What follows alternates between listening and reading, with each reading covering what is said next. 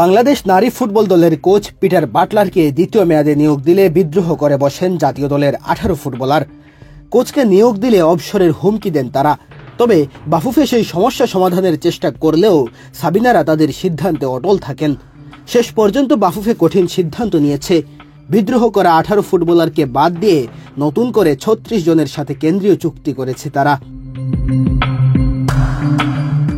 Peter বাটলারের অধীনে যেসব ফুটবলাররা অনুশীলন করেছেন তাদের প্রাধান্য দেওয়া হয়েছে, যার কারণে মাসিক বেতনের আওতায় চলে এসেছেন নারী ফুটবলাররা। তবে বাফুফের পক্ষ থেকে বলা হয়েছে সব মিলিয়ে 55 জনের সঙ্গে চুক্তি করা হবে।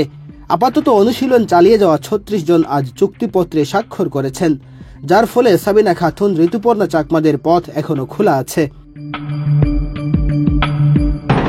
বিদ্রোহ করা ফুটবলারদের জন্য এখনো সুযোগ রেখেছে বাফুফে। তারা চাইলে যে কোনো সময়ে অনুশীলনে ফিরতে পারবেন এবং এরপর তাদেরও চুক্তির আওতায় আনা হবে বলেই তাদের জানিয়ে দেওয়া হয়েছে। এবার সাফ জেতা দলের বেশ কয়েকজন সদস্য পিটার বাটলারের অধীনে অনুশীলনে যোগ দিয়েছেন। এরপর তাদের সঙ্গে যোগ দেন অনূর্ধ্ব 20 দলের খেলোয়াড়েরা। এ মাসের শেষে সংযুক্ত আরব আমিরাত সফরে যাবে বাংলাদেশ। তবে সেখানে বিদ্রোহ করা খেলোয়াড়দের না রাখার সম্ভাবনাই বেশি। এর আগে গত 29 জানুয়ারি হঠাৎ করেই বিদ্রোহ করে বসেন বাংলাদেশ জাতীয় ফুটবল দলের নারী ফুটবলাররা।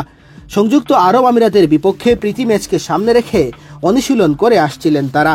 তবে প্রধান কোচ পিটার বাটলার যোগ দিলে তারা অনুশীলন বয়কট করেন। গত বছরের অক্টোবরের সাফ ফুটবলের সময় থেকেই বাটলারের সাথে দূরত্ব বাড়ে সিনিয়র ফুটবলারদের। এর জেরে তারা আর বাটলারের অধীনে কাজ করতে চাইছেন না, যদিও তাদের আপত্তির মুখে এই কোচকে পুনরায় নিয়োগ দেয় বাফুফে। এসব ইস্যু নিয়ে নারী ফুটবলাররা তাবিত আউয়ালের সাথে আলোচনায় বসার আগ পর্যন্ত অনুশীলন বয়কটের ঘোষণা দেন। বাফুফে সভাপতি দেশে ফিরে নারী ফুটবলের সংকট উত্তরণে কাজ শুরু করেন। নারী ফুটবলারদের সঙ্গে সংকট সমাধানে আলোচনা করেন তিনি। খেলোয়াড়দের সব অভিযোগ শুনে পিটারের অধীনে অনুশীলন করার নির্দেশনাও দিয়েছিলেন, তবে সেটা প্রত্যাখ্যান করেন বিদ্রোহী ফুটবলাররা।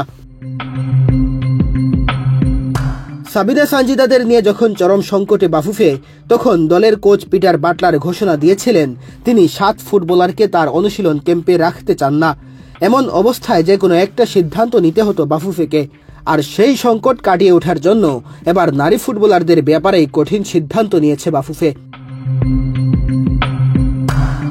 মেহেদী হাসান তালহা, বাংলাদেশ প্রতিদিন।